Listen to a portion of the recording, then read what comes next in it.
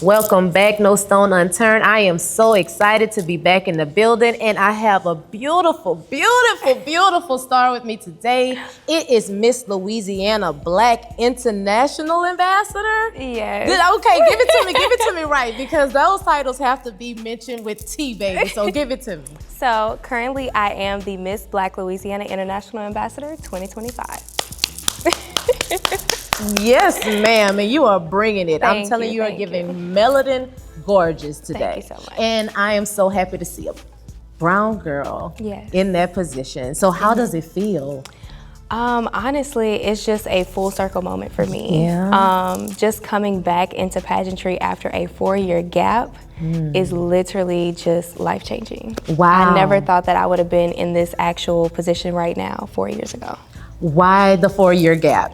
So, funny story, I actually was the very first Miss Black Teen International Ambassador in 2019. Under this organization. Thank you. Unfortunately, whenever I did have my daughter, I did have to step down from that position. And, you know, life kind of kicked in where I had to become a mother. I had to stay in school, make sure that I focus, find a job, because, you know, that's really when life starts to kick in. And it kind of just, you know, made me be out of touch within myself. So I had to really dig deep and find that willingness to make me want to actually go out and pursue my dreams, make sure that I understand who I was and what I stood for. That makes it even more tangible. Yes. I can feel that story. I could touch that story. You know, Right. It's not like you're this whimsical unicorn. Yes. You know, that you are somebody whose story is relatable to girls that I know. And especially when we get pregnant, we think that this is the end. I gotta pull back. Right. I know, but thank God for the focus time. Yes. You know, to be able to get that time to get ourselves back on track. So what made you want to say, you know, I'm gonna go back for it, I'm gonna go back in? As my daughter started to grow up and, you know, just really seeing life changes, going into alternative education, it made me realize there was a need for somebody to promote change. And it had to be someone who was more relatable, somebody that kids would say, you know, I see this person. They're not so much a role model that I can't see or talk to, but a real model, somebody that I can see, I can talk to them, I can ask them the questions that I need to ask them, and, you know, you can also help them in the process. Wow, so where are you from? Zachary, Louisiana. You're from Zachary, Louisiana. So Yes. little girls from Zachary, Louisiana can say, I know her, or she's from where I'm from. Being in the pageant world, or in, is it called the pageant world? Do they still call it that? Pretty much. Is that disrespectful to call it the pageant world? I know some people get it. So what is it called? So it is the pageant world. We kind of tell people that we kind of coexist in our own little environments. Like, we have so much going on, but, you know, you have your glitz and glam pageants, your scholarship pageants, and for me, I focus more on scholarship pageants because those are the pageants that promote more change agents within the community. Being a change agent in the community. Now, and that's what this organization is all about. Tell us about the organization. So Miss Black International Ambassador was founded under Ambassadors of Change. And so a lot of times they make sure that you go through cohort workshops and different things to help you understand who you are first before you're going in your community to actually promote the change that you want to see.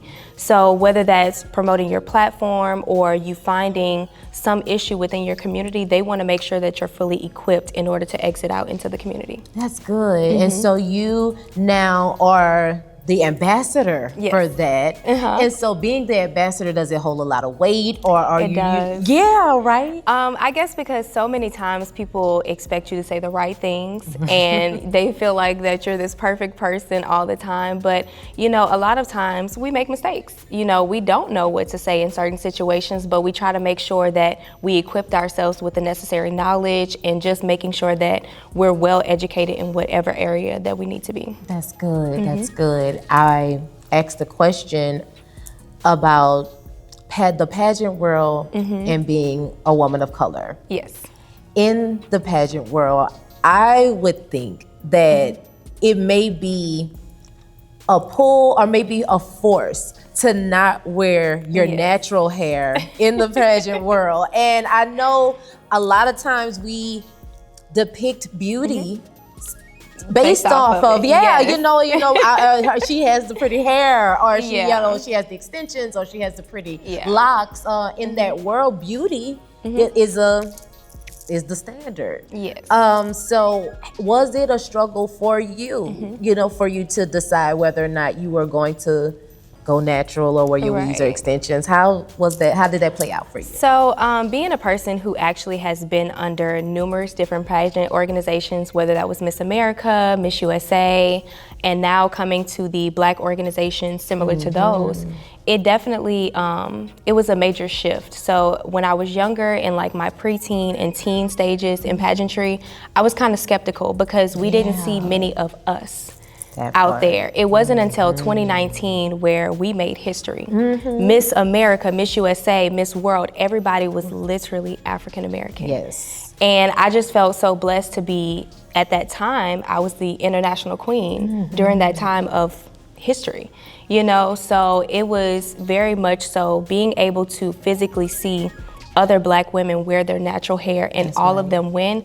It made me and promoted me to want to do the same thing. Let me let other girls know that you're beautiful regardless of if you have hair extensions or if you wear makeup. You are who you are. And so even with some of my appearances, I try not to wear makeup to show them, beauty is within who you are. That's right. That's right. In the organization that you're with, you said it's more of a scholarship-based organization. Tell us about that. So it's more so, instead of you being in a pageant just to walk across the stage and say, hey, I'm here, I just want to win a crown and sash and say that I'm somebody, this organization promotes change. So you have your cohort pitch, you have your interviews, you have all of these different things that are promoting you to actually be an ambassador. They equipped you with necessary tools, so later in life, even without the crown and sash, you are still a queen. You are still promoting what you stand for. And I love that within this organization. That is beautiful. And you also spoke on tapping into young men. Yes. Okay, tell us about that. So currently I have my nonprofit, the Empower Her Foundation. Yes. And I just love helping young women. Like, that's my platform. It's just, I feel that it's so much that we have to give back to our young ladies, because we see so much in our community where, we see more of our colored people on the news. And it's not in a positive light, but a negative light. So when I started to see that, I'm like, I need to see some type of change for that. Let me try to get out there, help promote these young women to start being on the news for good things. Like, oh, this person made a perfect on the ACT, or this person is now a congresswoman or a councilman or whatever it may be. And so I wanted to tap into the male version of that, because in the next year I do plan to have a free cotillion ball for underprivileged young women. And I want to bring the botillion in for the guys. Beautiful. Oh gosh, yes, to see our young boys and our young girls in their ball dresses and their gowns and presenting in that form would be a beautiful thing. Because I really saw that, I've done cotillions myself and they are very expensive. And I said, why should underprivileged young women and young men not be able to have that same opportunity just because they don't have the money to afford it? Oh, thank you. Thank you for even thinking about that. For thinking that, to understand that we do need to see that in our community. We do. That's not anything, because back in the day, that was the thing. That's your introduction to society. And womanhood as well. And womanhood. And so you look forward to that. Your grandmother looked forward to that. Your mom looked forward to that. So it's an experience that we would love to bring back to our community and give it the light that it deserves. Yes. And what is it that your message, should I say, that you're bringing behind it? Because I feel like when I talk to you, it's so much more than the crown. It is. It is so much more. I see passion and determination, and you're just trying to make that change. So tell me, what's the ultimate mission? So pretty much it's the mission of my nonprofit to empower, educate, and elevate. We're trying to empower our youth to know, like, you can be somebody. No matter your background, no matter what people may tell you, you are somebody and you can make change. Elevate them. We have so many of African Americans who tear each other down rather than build each other up. That's right. And we need to make sure that we're uplifting each other and making each other know and understand we are a strong nation when we band together, you know, and even educate. You know, I love to help other students, whether that's tutoring, like, you know, we have to actually be able to understand where we came from so we don't go back to what it is. Part, yes. And I tell the young girls that I mentor all the time, your presence matter. Your presence is a present. Right. When you present, you want to walk in the room because you're the gift. You are a gift of that room. Yes. You know, your presence will make your space for you. Yes. And so the simple, you look pretty today, yeah, will change the trajectory of how somebody feels. You know, oh, I like that top. Your nails are pretty. Those little compliments, gems and jewels go a long way with girls who don't feel like they're pretty. Yes, and then also, like I tell people, you never know what a person may be going through. You know, we can hide behind smiles, we can hide behind social media and the pictures and the glam, but at the end of the day, when the lights go off, who are you? What are you going through? And just walking around, giving each other our flowers. Men deserve flowers as well. That's you know, correct. Hey King, you look amazing today. Or hey Queen, you look amazing today.